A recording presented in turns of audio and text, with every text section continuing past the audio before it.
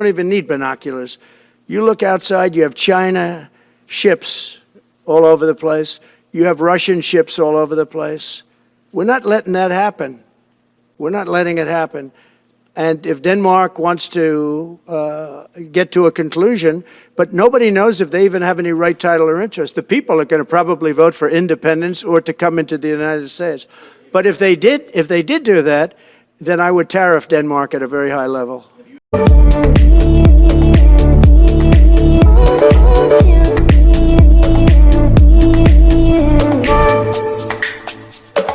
大家好，欢迎收看小林谈世界财经。昨天我们讲到川普说他不惜动用军事力量也要拿回巴拿马和权。今天我们来谈谈另外一个项目格陵兰岛。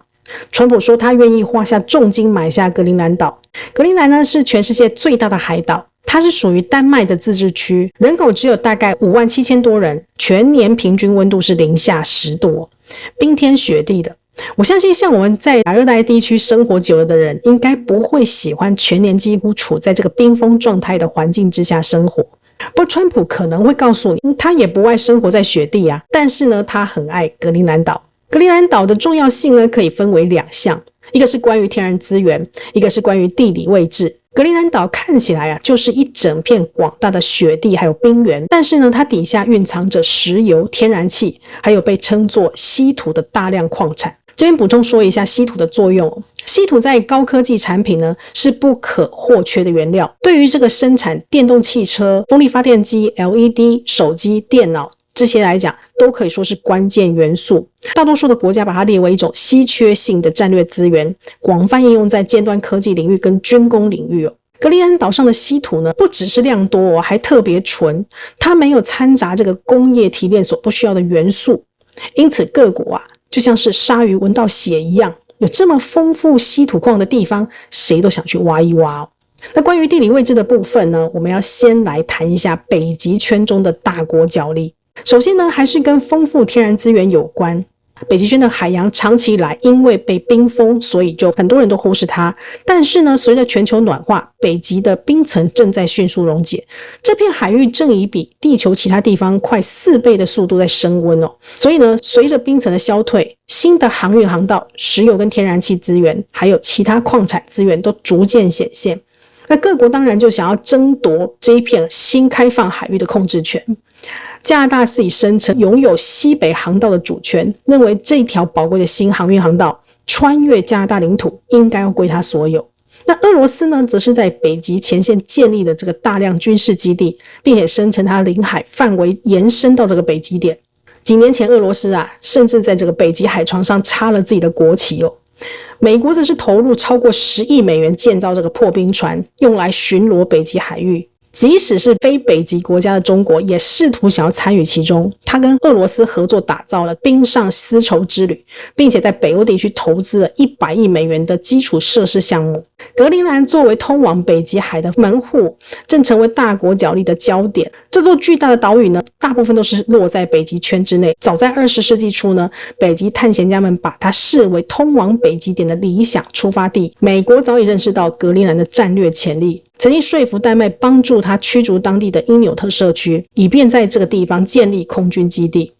那冷战期间呢，美国更是在格陵兰建立多个军事基地，用于安装大型雷达系统，以监测这个苏联可能的北极入侵。但是呢，随着这个苏联解体所以这些基地逐渐就被废弃了。美国也关闭了驻格陵兰的使馆，将这一座岛屿就视为一片无用的冰雪荒地。但是随着北极冰层的融化，还有新海洋的出现，格陵兰再次成为大国关注的焦点。其实中国也看到了格陵兰的潜力试图通过基础设施投资跟矿产开采来获得它的影响力。比如说2017年的时候，格陵兰曾经希望修建更多机场来促进它的发展，但是因为这个建设成本很高昂，所以只有中国愿意提供贷款。那条件是呢，必须让中国公司承建，但是美国对这部分就表示强烈的反对，担心中国可能要利用这些机场进行它的军事活动。所以最后在美国的压力之下，丹麦政府变成出资承担了这个大部分机场建设费用，所以就阻止了中国的参与。那除此之外呢，中国还试图通过投资矿产项目来进一步涉足格陵兰，但是很多次还是遭到美国的阻挠比如说，有一家中国公司曾经计划资助格陵兰北部的一个矿山项目，但是最后呢，还是变成被美国出资6.5亿美元取代掉。那尽管如此中国还是没有放弃，继续寻求在格陵兰的机会其实在2019年川普总统第一任的时期就有表达他对购买格陵兰的兴趣。川普代表美国想买下格陵兰，并不是美国的第一次。早在19世纪呢，美国从俄罗斯购买阿拉斯加之后没多久，他们就曾计划购买格陵兰。1946年，杜鲁门总统也曾经向丹麦提出以1亿美元购买格陵兰的提议。当时美国都有一种宏大的愿景想要打造一个以美国为中心的北美地缘政治战略综合体。尽管大国在格陵兰展开激烈角力，当地人也开始意识到自己的力量还有影响力。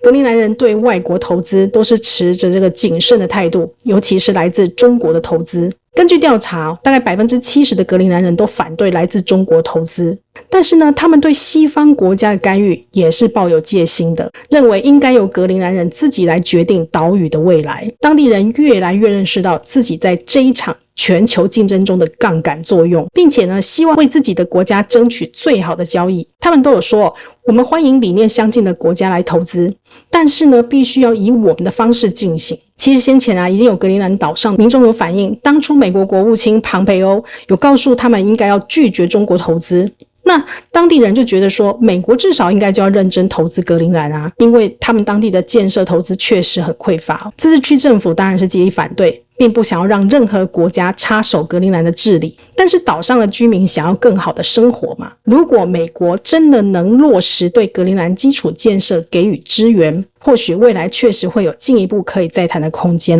小林谈世界财经为您分享到这边，感谢您的收看，我们下次见，拜拜。